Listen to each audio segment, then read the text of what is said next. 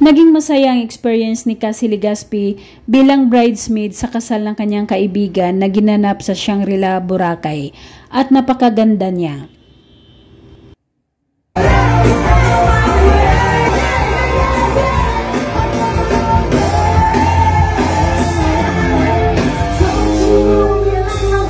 Kasama ni Cassie Legaspi ang CEO ng beauty derm na si Miss Ria Tan at kapuso aktres na si Sanya Lopez na nag-i-enjoy sa party sa wedding reception.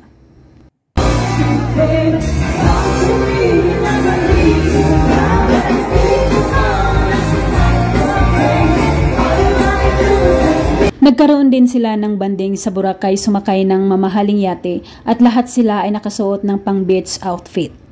Kasama din pala nila si Kakay Bautista at Torres. Ilan po? Ano pa gumahan na Super ganda at bagay kay Cassie Legaspi ang kanyang beach attire. Talagang malaki na ang ipinayat niya ngayon at makikita ang magandang hubog niyang katawan. Ano ka? Ganda. Okay po. Yeah, kuya, go.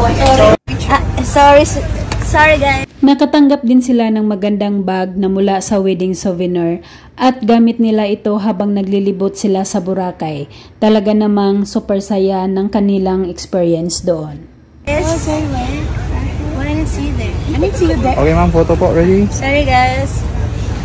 Ganda. Wala pang ginagawa.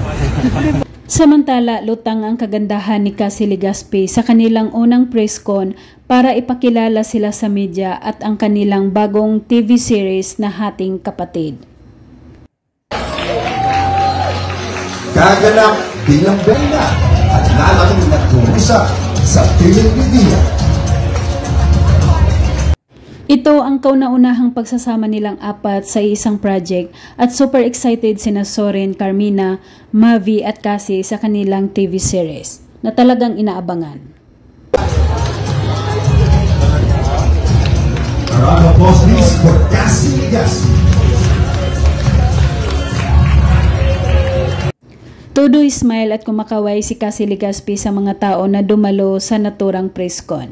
Halata ang excitement at saya nito.